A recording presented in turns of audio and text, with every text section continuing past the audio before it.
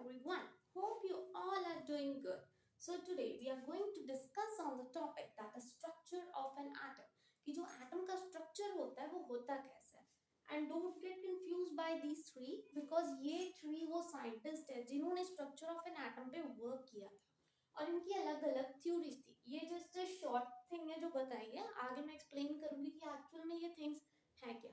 But before that you should know structure of an atom कि atom होता क्या है. Atom होता है कि जो सबसे छोटी चीज होती है, कहने का मतलब कोई चीज इतनी बारीक होती है जिसको हम आईज क्लोज करके भी, अगर हम एक आईज भी क्लोज कर ले तो हम दूसरी आईज से उसको नहीं देख सकते, वो इतनी ज्यादा बारीक होती है, उसको हम बोलते हैं एटम. सो एटम होता क्या है एक्चुअल में? Atom actually is a smallest particle. बहुत ज्यादा जो छोटा पार्टिकल होता है उसको बोलते हैं एटम. और जो एटम है उसको सब डिवाइड किया गया है, मीन तीन पार्ट्स में उसको डिवाइड किया जाता है. सबसे पहला पार्ट उसका है इलेक्ट्रॉन, सेकंड पार्ट है उसका प्रोटॉन, थर्ड पार्ट है उसका न्यूट्रॉन. इलेक्ट्रॉन, प्रोटॉन और न्यूट्रॉन. अब हमें पता होना चाहिए कि स्ट्रक्चर ऑफ एन एटम में पता लग गया कि एटम क्या होता है, स्मॉलेस्ट पार्टिकल. उसके तीन पार्ट्स होते हैं, इलेक्ट्रॉन, प्रोटॉन और न्यूट्रॉन. अब हमें पता होना चाहिए कि इसका स्ट्रक्चर होता कैसा है, स्ट्रक्चर ऑफ एन एटम. तो स्ट्रक्चर इसका कैसा होता है, ये हमारा शेडेड पोर्शन और ये इसका स्ट्रक्चर. तो ये जो चीज है इसको हम बोलते हैं nucleus.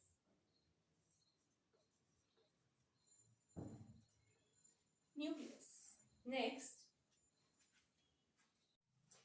so as we are talking about the nucleus, तो न्यूक्लियस में कौन कौन से पार्ट्स होते हैं? जो न्यूक्लियस है इसमें भी दो पार्ट्स होते हैं. मींस न्यूक्लियस में एक तो होता है न्यूट्रॉन और एक होता है प्रोटॉन. मींस जैसे कि हमने बोला कि हमने यहाँ पे न्यूट्रॉन भी देख लिया और प्रोटॉन भी देख लिया कि न्यूक्लियस में दो चीजें प्रेजेंट होती हैं, एक होता है न्यूट्रॉन और एक होता है प्रोटॉन. तो ये इलेक्ट्रॉन्स है, ये इलेक्ट्रॉन्स कहाँ पे होते हैं? तो अब हम देखेंगे ये जो इलेक्ट्रॉन्स होते हैं हमेशा न्यूक्लियस के अराउंड रिवॉल्व करते रहते हैं. Means in circular position they move round round. Electrons हमेशा मूव करते रहते हैं. फॉर एग्जांपल अगर आप एग्जांपल लेना चाहो तो आप यहाँ पे सन की एग्जांपल ले सकते हो कि सन के आसपास अर्थ हमेशा रिवॉल्व करता रहता है. और वैसे ही इसका स्ट्रक्चर है E for earth. You can assume, आपको याद रहेगा कि इलेक्ट्रॉन्स क्या करते हैं, अराउंड रिवॉल्व करते हैं बाहर वाली पोजीशन में. तो आपको पता लग गया कि ये तीन पार्टिकल्स होते हैं जो एटम के, इलेक्ट्रॉन, प्रोटॉन और न्यूट्रॉन, कहाँ पे होते हैं? तीन पार्टिकल्स होते हैं इलेक्ट्रॉन के. तो अभी हमने पढ़ लिया इलेक्ट्रॉन, न्यूट्रॉन, प्रोटॉन. अब हम इस पे चार्जेस देखेंगे और हम देखेंगे इनके लिए क्या सिंबल्स यूज किए जाते हैं. सो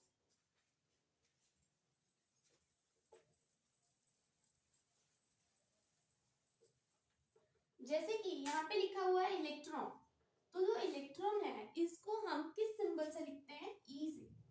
ई माइनस. माइनस इसलिए क्योंकि ये नेगेटिवली चार्ज होता है, मींस इट इज नेगेटिव. इस पे चार्ज कौन सा होता है? नेगेटिव. और प्रोटॉन, प्रोटॉन मींस पॉजिटिव. तो पॉजिटिव चार्ज है तो क्या होगा? ये पॉजिटिवली चार्ज्ड. और ये जो न्यूट्रॉन है, न्यूट्रॉन नेम से ही पता लग रहा है कि इसको हम बोलते हैं न्यूट्रल. न्यूट्रल चार्ज कौन सा होता है? जो ना ही पॉजिटिव होता है और ना ही नेगेटिव होता है. मींस इस पे कोई चार्ज होता ही नहीं है, नो चार्ज. इतनी सी बात समझ आ गई. Electron, proton, neutron. Electrons are negatively charge, protons are positively charge and neutron doesn't carry any charge. इसके बाद हम करेंगे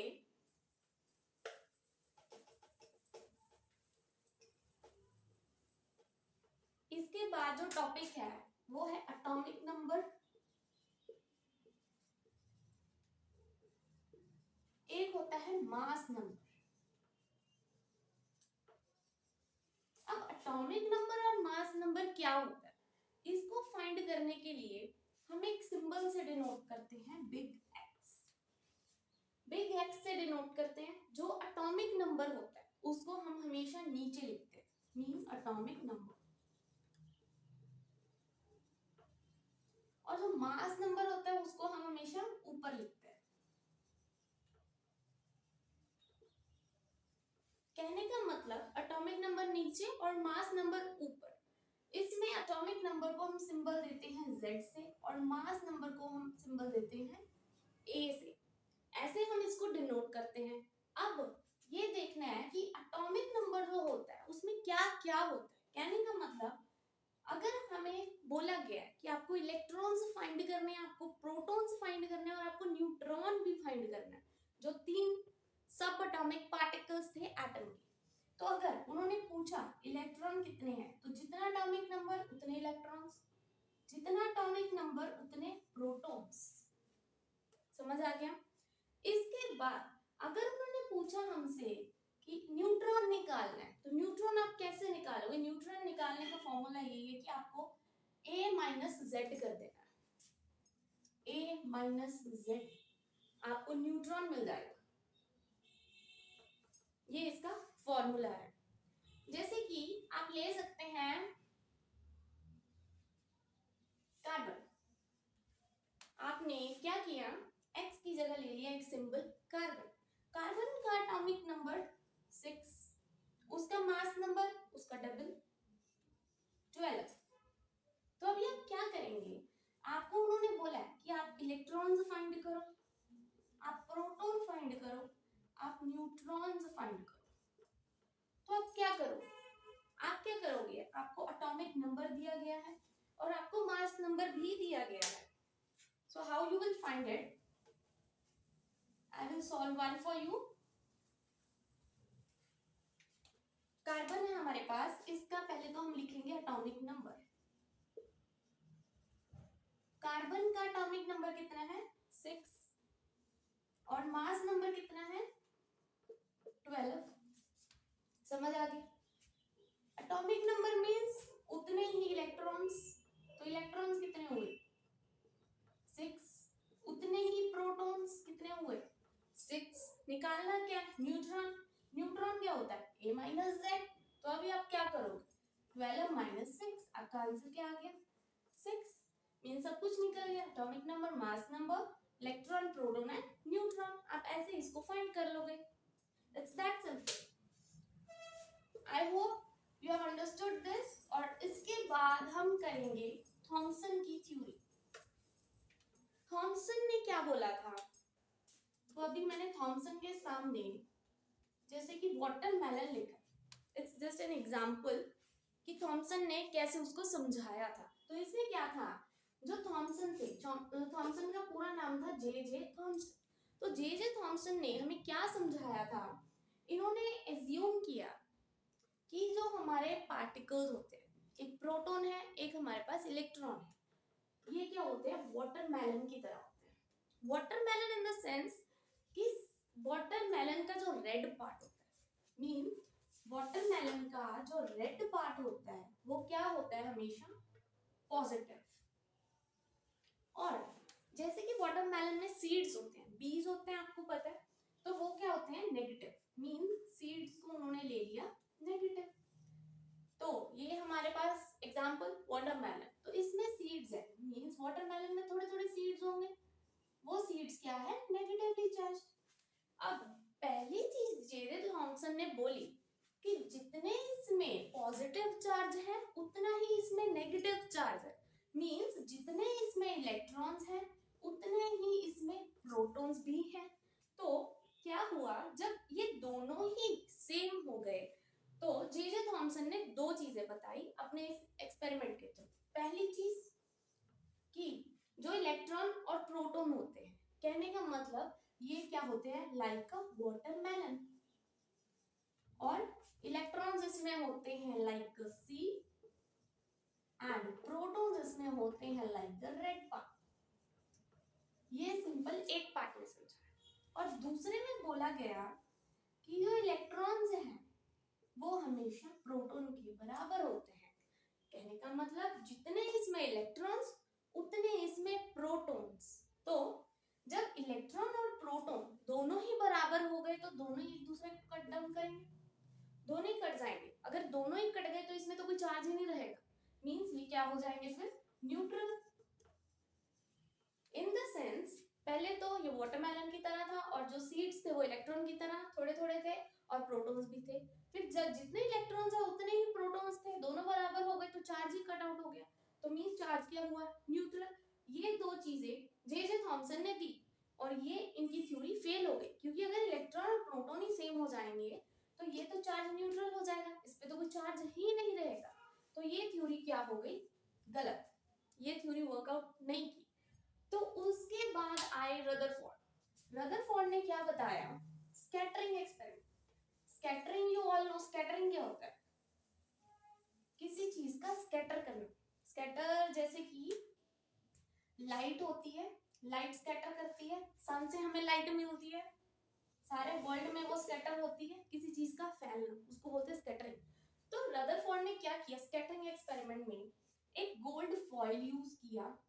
कहने का मतलब उनके पास एक गोल्ड फॉइल था, उसमें से उन्होंने अल्फा पार्टिकल्स पास किए। अल्फा पार्टिकल, पहले तो सोचने वाली बात है कि सिर्फ अल्फा पार्टिकल ही क्यों लिए, पार्टिकल्स तो और भी बहुत, अल्फा ही क्यों लिए। अल्फा पार्टिकल इसलिए यूज किए गए क्योंकि अल्फा पार्टिकल की स्पीड बहुत ज्यादा होती है, स्पीड इज हाई। लेने को वो प्रोटॉन भी ले सकते थे, बट अल्फा पार्टिकल की स्पीड सबसे ज्यादा होती है, इसलिए उन्होंने अल्फा पार्टिकल लिया अपने एक्सपेरिमेंट में।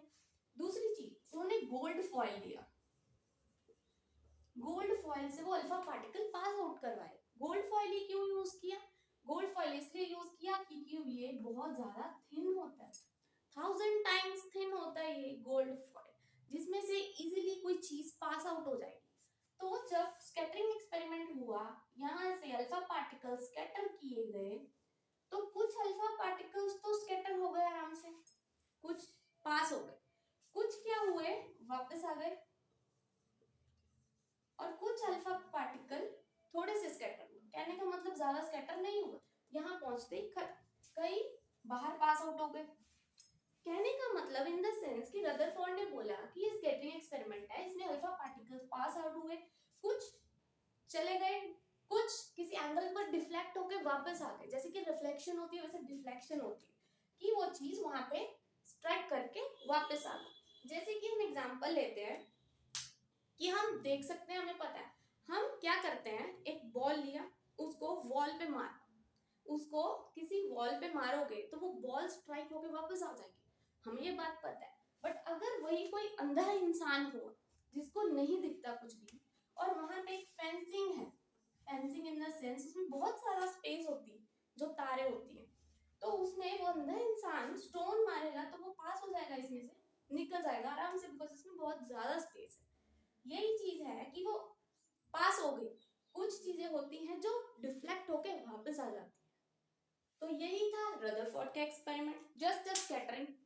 तो इन्होंने सिर्फ स्कैटरिंग समझाई, उसके बाद जो मेन था, मतलब ये भी कहीं ना कहीं फेल हो गया, जे थॉमसन का भी फेल हो गया और रदरफोर्ड का भी फेल हो गया, बचा क्या, बोहर। अभी आए बोहर। बोहर ने क्या किया, बोहर ने बोला कि ये जो स्ट्रक्चर होता है एटम का, इसको शेल्स में डिवाइड किया जाए। शेल इन द सेंस उन्होंने 4 शेल दिए, K, L, M and N, 4 shells थे। उन्होंने क्या किया, वही न्यूक्लियस वाला, ये न्यूक्लियस था, इन्होंने इस चीज को डिवाइड कर दिया।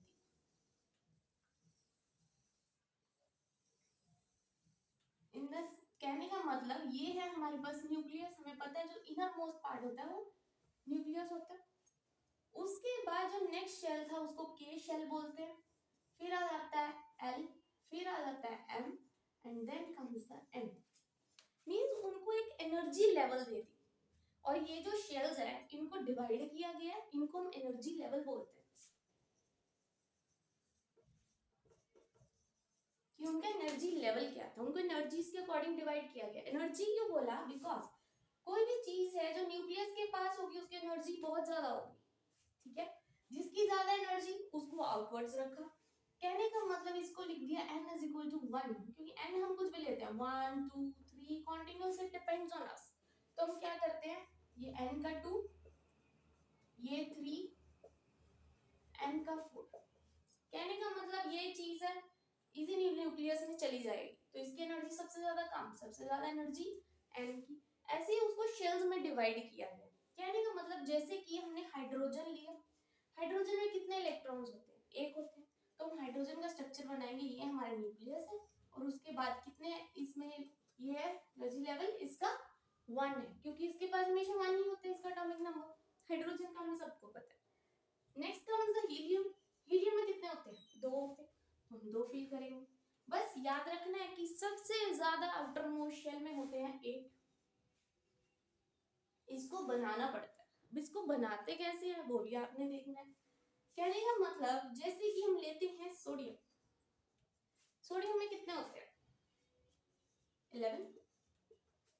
तो अभी हम क्या करेंगे, इसमें तो 11 है, हमने ये शेल्स फिलअप करने KLM। पहले लेंगे, इसको डिवाइड करेंगे 2 8, कितने हो गए? 10। सेकंड 1, ये हो गए पूरे 11। इसको हम वैसे डिवाइड कर देंगे। कहने का मतलब जैसे कि ये 2 रहे, इसमें हम 8 फिलअप कर देंगे और लास्ट वाले में हम 1 फिलअप कर देंगे। ये सोडियम का स्ट्रक्चर बन गया। बस ऐसे इसको स्ट्रक्चर को बनाना है, मींस इसको डिवाइड करना है। और सबसे हाईएस्ट याद रखना है, लास्ट में सबसे हाईएस्ट सिर्फ 8 हो सकता है, 8 से ज्यादा नहीं हो सकता।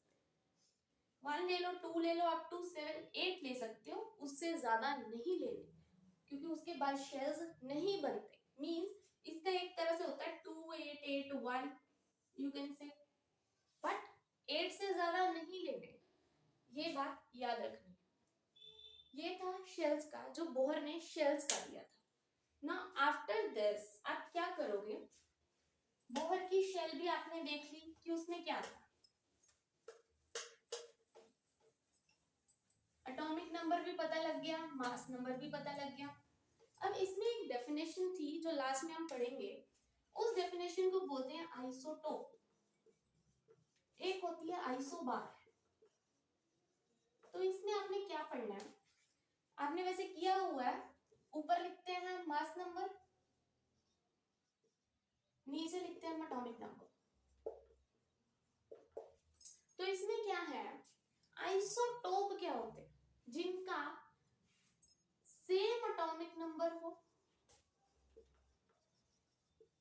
Number but different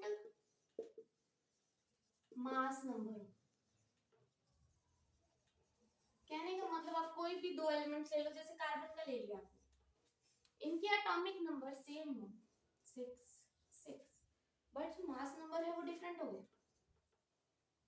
it's just for example, means isotope क्या होते हैं? जिनका एटॉमिक नंबर सेम होता है बट मास नंबर डिफरेंट होते हैं, उसको बोलते हैं हम आइसोटोप। और आइसोबार क्या होता है? इसका उल्टा, मतलब different atomic number and same mass number, ये होता है आइसोबार। मींस इसका ही उल्टा कर दोगे आप, फिर इसको 6 या 7 कर देंगे, ऊपर एज इट इज 12 कर दीजिए। This is isobar, isotope and isobar. So I hope this structure of an atom is clear to you. Thank you very much, and please don't forget to like and subscribe my channel.